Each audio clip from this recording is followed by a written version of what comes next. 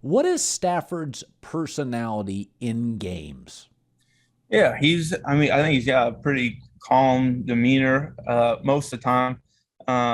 He's competitive as can be. I think he really feels himself. He starts, if he tucks the ball and runs a little bit, he's like, don't get up there and try talking to him. He's kind of like feeling himself. You got to kind of let him live in that moment a little bit.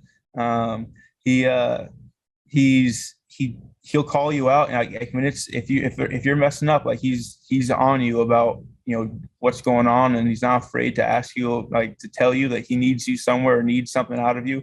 But that's great. It's great. It's what you want from a leader. You want someone who's going to talk straight, shoot straight with you. That's competitive as can be, that wants to win. There's no doubt in anyone's mind that that Matthew Stafford wants to win the game as badly as anyone else on that field. So, he's got a great demeanor about him. I get yelled at all the time by him. There's a couple of times you can go back 2 games where I took too long on a route and he's over there tapping his wrist, and we got a few things up. I'm like, I got you. I know. Listen, you were good friends with Jared Goff, but it's a business. It happens.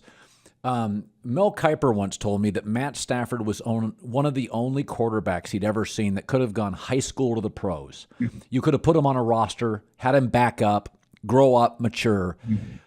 What was the first pass Stafford threw to you in practice that you were like, whoa? I mean, it's Matt Scott. Yeah. Like, he could be a starting pitcher in Major League Baseball. Like, it's rare. It's top 4 or 5 in the league.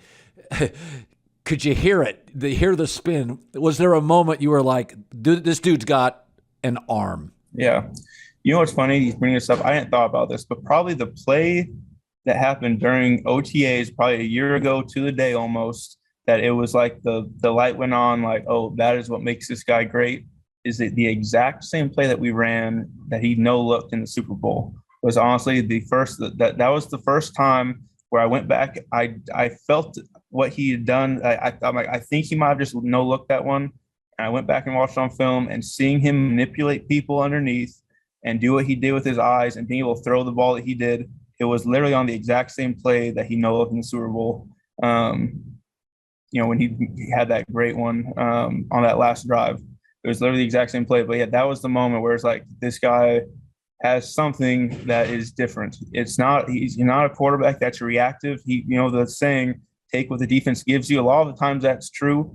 He also understands how to say, no, I'm going to dictate where this ball is going and move the people and make sure that I can make the throw that I want to make. That's going to be the big play. That throw against Tampa, Cooper, like, literally the boat's losing water. Like, I'm sitting there watching going, guys, come on, get it together. It's like one of those NBA runs. Somebody hit a basket. I know. So you, on that play, was that going to be, I'm throwing it to you, period? Or was he watching the break? Because that really was the play of the season for you at that point. You're saying the last play against Tampa, the deep ball? Yep. Down the middle of the field? Yeah, so that play wasn't even called for me. That play was called for Van Jefferson running a little dagger route. I was going to try to occupy the deep safety, try to pull out some guys running down the middle of the field, and Van Jefferson was running a little widened dagger in cut at like 20 yards. I was coming in there, and the ball was going to be coming to him, and we're going to try to get up there, spike the ball, and get one more play. And they end up sliding into that zero late, don't quite hit it how they want to. I feel a safety slide over, and I just hit it and hope that Matthew was going to be able to get that thing up. And what Matthew did, what's not appreciated on that play, Matthew be able to see zero, buy enough time, and he put the ball up when I was about 12, 13 yards down the field, but it wasn't caught until about 40 or 40 plus yards down the field. For him to put the air on it that he needed to allow me to, catch that in stride as long as I was running down the field, it was an incredible throw on his part.